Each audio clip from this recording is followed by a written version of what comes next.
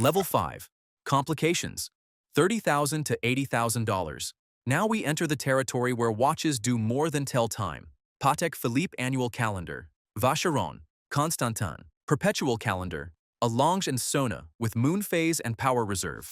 You are spending between $30,000 and $80,000, and you are buying mechanical complexity executed by the best watchmakers in the world. The Patek Philippe Annual Calendar.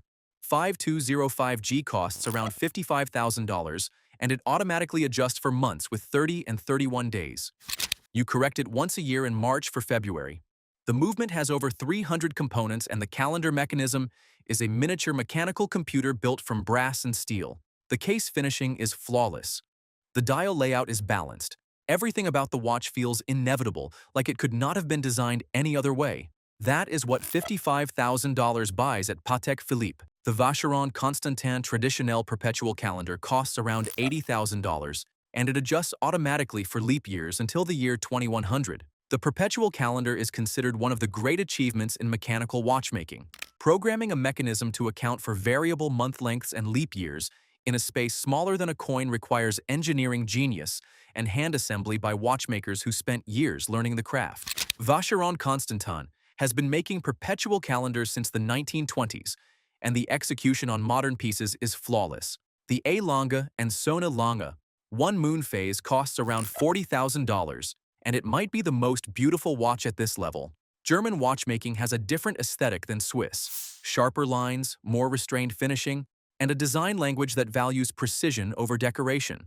The Lange 1 layout is asymmetrical, but perfectly balanced. The moon phase display is accurate for 122 years. The hand finishing on the movement under the case back is some of the best work happening in watchmaking right now.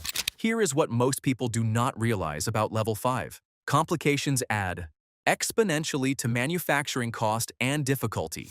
An annual calendar requires triple the assembly time of a simple date. A perpetual calendar requires watchmakers with specialized training. You are not paying for the complication to function. You are paying for human expertise and the years of training required to assemble these mechanisms by hand. This is where I start to genuinely appreciate what luxury watchmaking is about. A perpetual calendar that accounts for leap years until 2100, built from gears and springs smaller than your fingernail, is human achievement. It serves no practical purpose in 2026, but it exists because we can build it. That is worth something. The best value at Level 5 is the A Lange and Sona Lange 1 moon phase. It delivers German finishing at a price point below equivalent Swiss complications. Level 5 is where most rational people tap out. $80,000 for a watch with complications is a lot of money. But Level 6 is where rational thinking starts to crack. And Level 7 is where rationality leaves the building entirely, and you enter a world where watches cost more than houses and nobody actually wears them. Level 6. Mega Collectibles. $80,000 to $300,000. This is where watches stop being objects you wear and start being objects you collect. You open the box, you lift the watch out, and you realize immediately that you are terrified to put it on your wrist because it costs more than your car. Richard Mille. Patek Philippe Complications. FP Journal.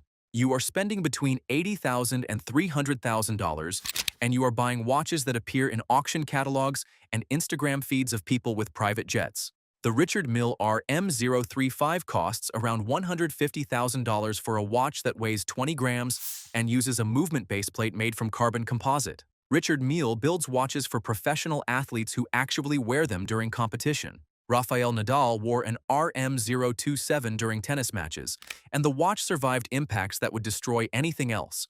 The brand is divisive. Some collectors see Richard Mille as the future of materials science in watchmaking.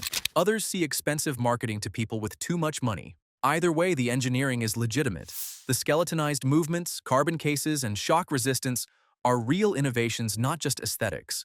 The Patek Philippe Nautilus 5711/1A retailed for around $34,000 before it was discontinued in 2021 and now trades hands for $95,000 to $110,000 on the secondary market. That price makes no rational sense.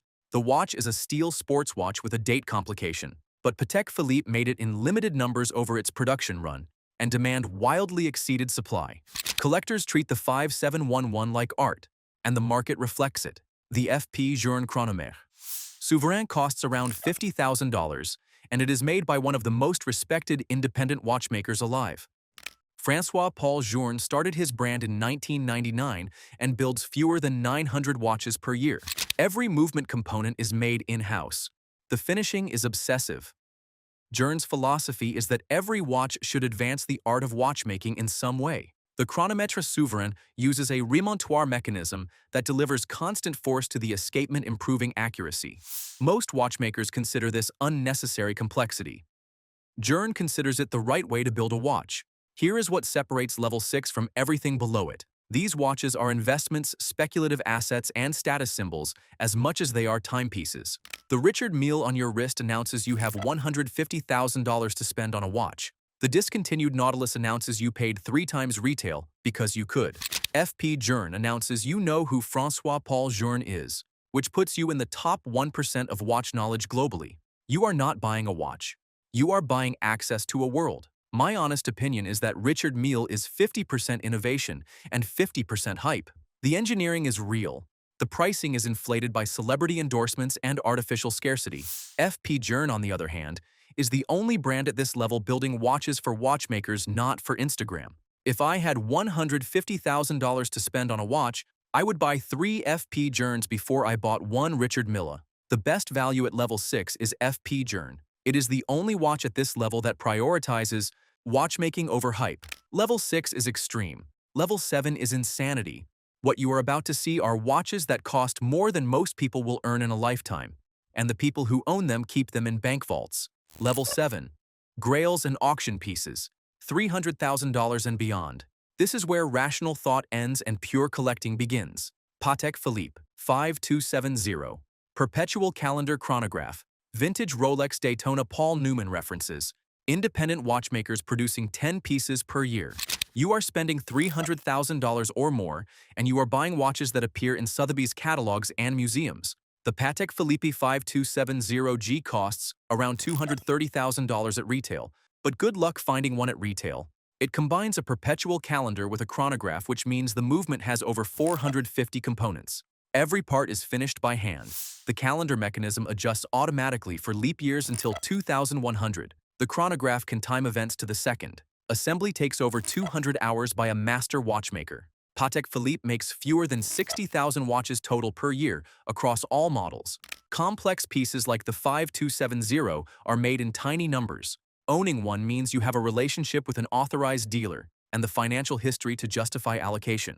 The vintage Rolex Daytona Paul Newman reference, 6239, sells at auction for $300,000 to several million dollars, depending on condition and provenance.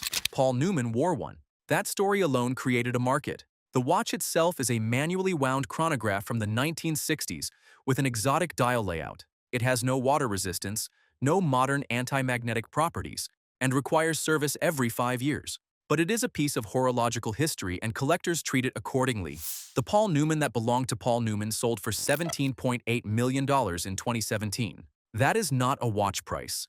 That is an art price.